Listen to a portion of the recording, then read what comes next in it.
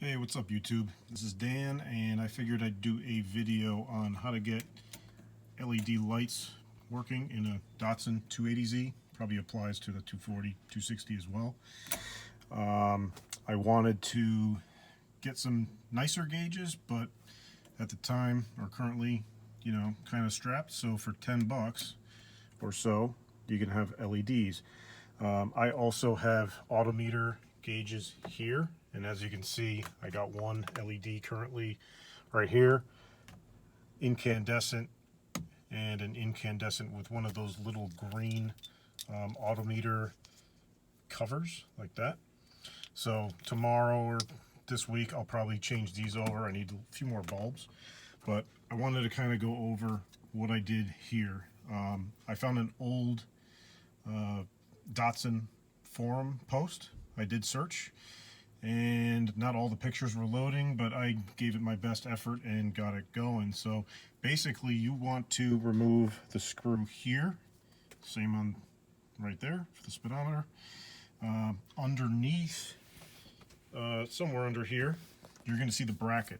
Basically it's the bottom of this. There's a Phillips head for each of those. You want to start with this one first. Take that screw out, take the bottom Phillips head out, and from there you can kind of press from underneath. This will come out. And if you have a dash cover, that's the first thing you want to remove. Take the dash cover out, then the screws. You may want to take this column piece out to get your dash cover out. I haven't put mine back yet, but the tach is first to come out. Once you have the tach out, you can access the back of the speedometer. Again, those two screws. But the back of the speedometer is a tricky one, where there is a line for your trip meter with a tiny Phillips head screw. You can get to it from the tach hole, take that out. Then you have the speedometer, which you need to unscrew. And then you can start prying the speedometer out. My tach, so the bulbs that I used, I bought white BA9S bulbs. This is actually the brand I used. And I'll show you the bulb so you can see it in a second. Right here. So this one shines kind of, I'll call it 360, but they're bright as hell. You can get a shorter bulb, which will not require you to take these little green stock filament covers, whatever you want to call it. These are built into the back of the tach and the speedometer, and they give the little green effect that the stock gauges have. So you can buy shorter LEDs. They're just not bright. Literally, there's just one LED at the top, and that's it. So I tried that, and I was just not impressed. So I bought these from Amazon for about 10 bucks shipped, and they're super bright. I think they come in other colors if you wish. But the tricky part, and I wish I recorded this while I had the gauges out, but since I got so many people asking, I figured I'd at least explain it, and maybe I can get some pictures going for you. When you get the gauge out, you need to take the 4 screws. There's on the outside, you'll probably see a piece of electrical tape from the factory halfway around the gauge and the plastic housing. 1, 2, 3, 4 little screws out with washers, and then the gauge will come out of the, let's call it a cup or a housing. Then you need to take the needle off. So I couldn't get it off. Supposedly there's a tool for it, but I went on YouTube and somebody is using a pair of spoons. So you literally put the spoon here and here, let's just say on either side of that needle, and gently pry up. The gauge, the needle literally pops off. You want to do it as straight as possible so that you don't break it, bend it, etc. But I couldn't get it by hand. I will give you this tip. I would put some tape around the face of the housing first. I put a tiny little scrape right around here, and I ended up just using a magic marker for now. it kind of pisses me off. I get anal about that stuff, but you can't really see it here. But yeah, put some electrical tape down first, use the spoons, pop the needle off, and then you have two little screws. 1, 2. I'm not sure if you can see that. Let me try to zoom in for you. Right there. You have those two screws. The one on the right, I actually ended up stripping, and I had a hard time with the right one on the speedometer as well. I'm not sure, somebody in the factory line in Japan on the, the right screw for instruments was having a stressful day, but they went crazy, and I had to use a pair of like mini vice grips to get those off. But once those two screws are out, you'll be able to kind of separate the face from the back housing, and then you just go to the back of the gauge and you can just tap those green pieces off. So you'll see these little ears kind of sticking up. I just use a little hammer and a little punch, pop them out, then they'll come out the front of the gauge, and voila. So now you have removed the green film, but that also gives you more room to put these bigger bulbs in, which is, I believe, is a BA9S kind of standard size, maybe, or at least the brighter ones with, I have like 6 or so LEDs. So now that you have the room, you can put the gauge back together carefully.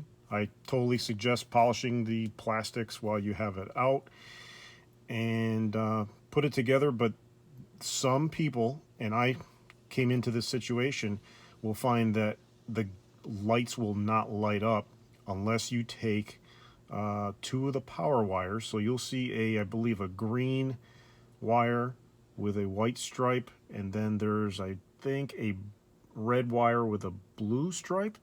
I'll post a picture where you'll see the wire, what do you call that tool? De-pinning tool. I borrowed one of these de-pinning tools from my neighbor. For the tach, I had to pop those out of the harness, flip them, pop them back in, and the lights worked just fine. For the speedometer, I did not have to do it. It just worked. Other people did not have to do this. I don't know if it's a 280Z thing, or again, somebody on the factory line just flipped those 2 wires. So try that out before you go and put it all back together. Another tip is, as you're testing it, if you're plugging in the harness, which is back here for the tach and right around back here for the speedometer, you may need to ground out the frame or housing of the tach or speedometer. So when I had it apart, I kind of had it resting on my key. So this was grounding out.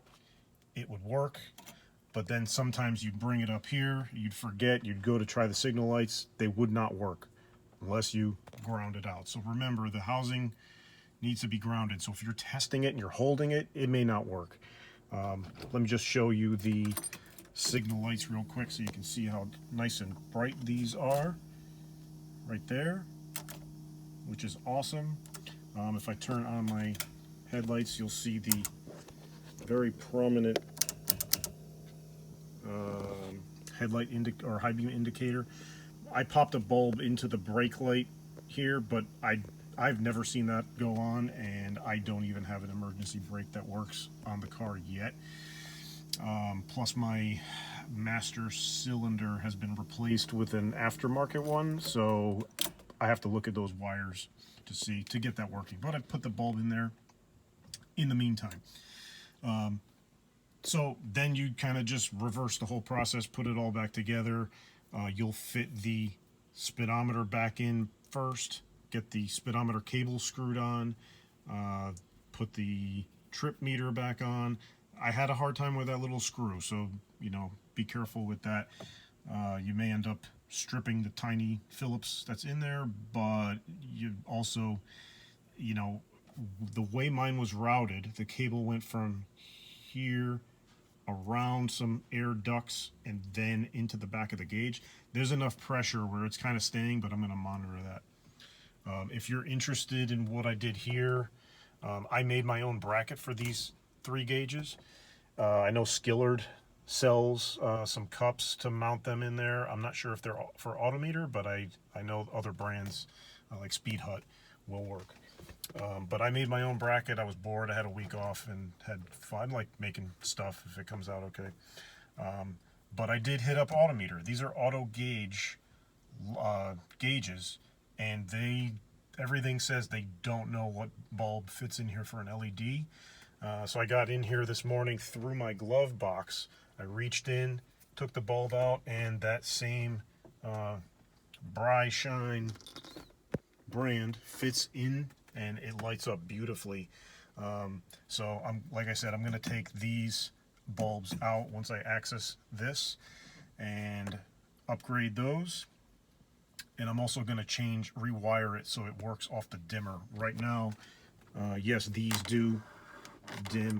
I'm not sure if you can see that, but it does work. It's actually so bright that last night I was driving it and I threw it on the lowest setting, and it's nice and clear.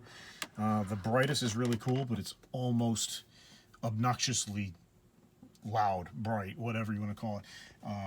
But luckily I just did a LED headlight upgrade, and I'll probably do a review on what I did there.